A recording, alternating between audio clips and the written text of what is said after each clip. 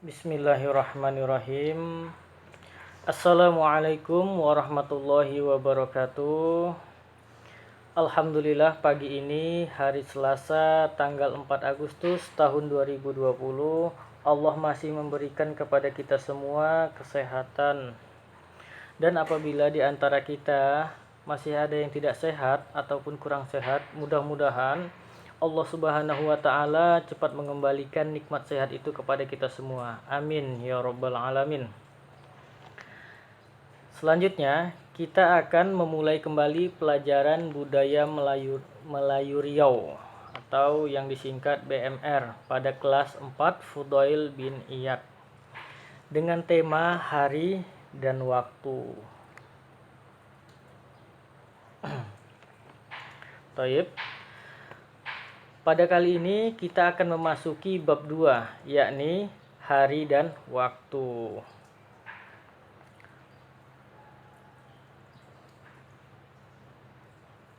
Sebelum kita membahas tentang keduanya, Ustadz akan menjelaskan terlebih dahulu tentang nama hari. Sekarang perhatikan penjelasan berikut. Hubungan dagang antara bangsa Arab dan bahasa Melayu berlangsung sudah sejak lama.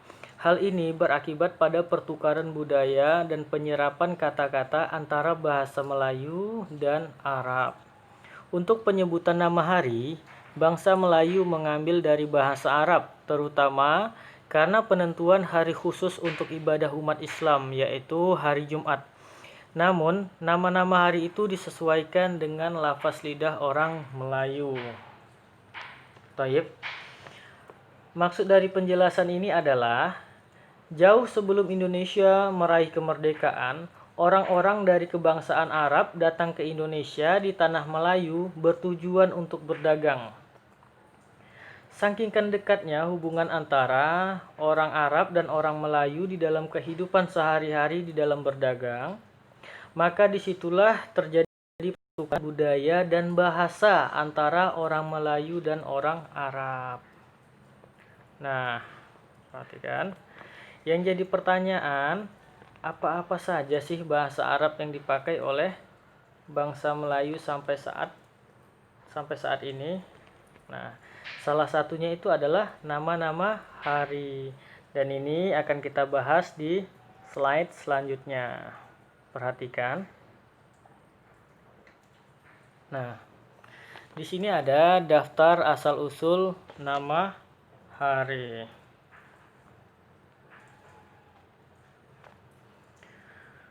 Nah, untuk penyebutan nama-nama hari, bangsa Melayu mengambil dari bangsa Arab, terutama pada ibadah khusus umat Islam, yaitu hari Jumat. Nah, perhatikan, di sini ada kolom. Yang pertama, kolom yang di sebelah kiri yakni nama hari, kolom yang di tengah asal kata, dan yang di sebelah kanan itu adalah makna kata. Nah, jadi asal kata ini itulah bahasa Arab seperti Ahad, Isnain, Sulasa, Arbi'ah, Khamis, Jum'ah, Sabtu. Nah, ini merupakan kata-kata dari bahasa Arab dan disesuaikan dengan lidah orang Melayu. Nah, lihat. Kalau orang Melayu mengatakan Ahad, Senin, Selasa, Rabu, Kamis, Jumat, Sabtu. Dan artinya adalah jika Ahad itu hari pertama, Senin hari kedua, Selasa hari ketiga, Rabu hari keempat, Kamis hari kelima, Jumat hari keenam, dan Sabtu hari ketujuh. Nah, toib selanjutnya. Nah, sekarang yang menjadi pertanyaan adalah kenapa hari Ahad kini disebut dengan hari Minggu? Nah, perhatikan penjelasannya. Pada masa kini, hari Ahad sering disebut dengan hari Minggu. Perkataan minggu berasal dari bahasa Portugis, yaitu Domingus, yang artinya hari Tuhan kita. Hal ini berdasarkan pada kepercayaan umat Kristiani atau Nasrani bahwa pada hari itu Yesus bangkit.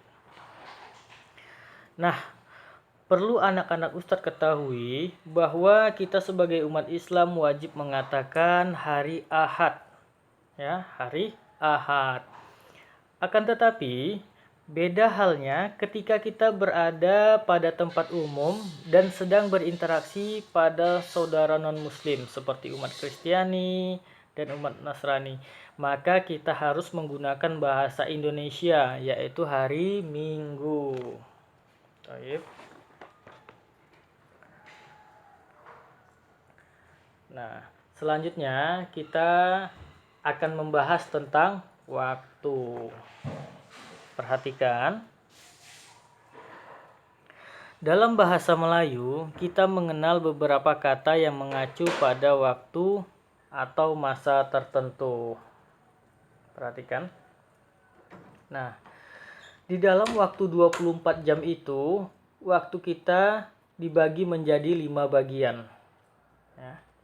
Yang pertama, waktu pagi, yang kedua waktu siang, yang ketiga waktu sore, yang keempat petang, dan yang kelima malam. Nah, perhatikan. Waktu pagi itu dikatakan dia waktu pagi itu dari terbit matahari hingga jam 10 pagi. Ya. Artinya dari subuh itu sampai jam 10 pagi itu dinamakan waktu pagi. Dan yang kedua, waktu siang. Dinamakan waktu siang itu dari jam 10 pagi sampai jam 2 siang. Dan yang ketiga, sore. Dinamakan waktu sore itu dari jam 2 siang sampai jam 6 petang. Nah, yang keempat, petang. Dinamakan waktu petang dari pukul 4 sampai terbenam matahari. Dan yang terakhir adalah malam. Dinamakan waktu malam dari matahari terbenam hingga terbit kembali. Nah, insyaallah anak-anak Ustadz sudah paham ya arti dan maksud tujuannya. Taib. Nah, kita akan memasuki slide selanjutnya. Perhatikan penjelasan ini. Ketika agama Islam sudah masuk ke dalam Nusantara, maka ketentuan waktu dalam bahasa Melayu juga semakin kaya dengan pedoman waktu berdasarkan jadwal pelaksanaan sholat. Nah, perhatikan.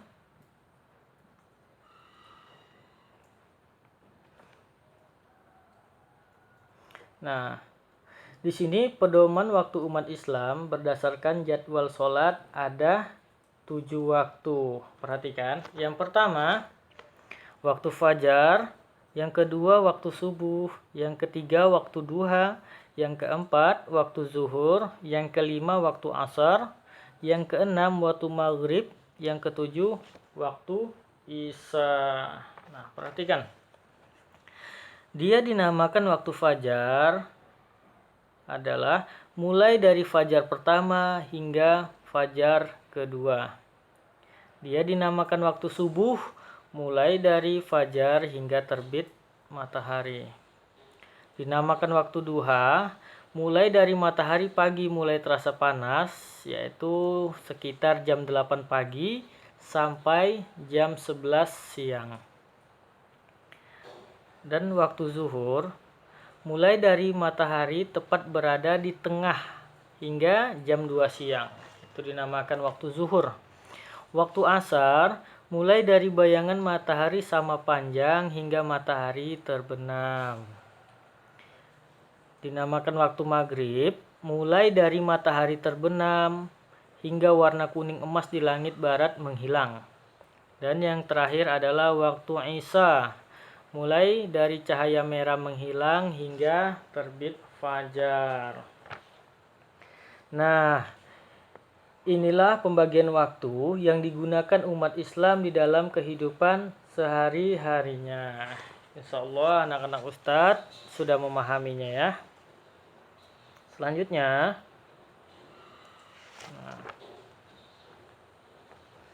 nah pada slide ini ada penjelasan tentang ba'da dan qabla. Perhatikan.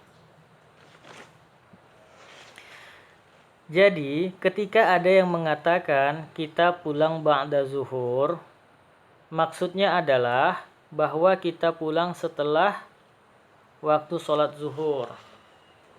Nah, kalau disebut kita pulang qabla asar, maksudnya adalah bahwa kita pulang sebelum waktu sholat asar.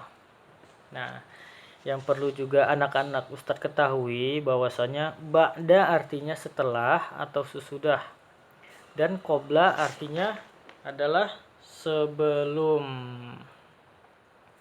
Nah, toyib. Sekian pembelajaran dari Ustadz. Mudah-mudahan anak-anak Ustadz dapat difahami dengan baik. Jika ada yang tidak paham ataupun tidak mengerti, silahkan ditanyakan ke Ustadz. Baik. Sebelum Ustadz menutupnya, di sini ada soal latihan. Ada 5 soal latihan, silahkan dijawab dan ditulis di buku tulis. Yang pertama itu, hari apakah sebelum hari Rabu? Yang kedua, dari manakah perkataan minggu berasal dan apakah artinya? Dan yang ketiga, apa perbedaan sore dan petang? Yang keempat, pukul berapakah waktu sholat maghrib? Dan yang kelima, apa maksud dari perkataan makan malam qabla isya? Insya Allah, 5 soal ini sudah kita bahas di sebelum-sebelumnya. Taib. Ustaz sudahi dengan Assalamualaikum warahmatullahi wabarakatuh.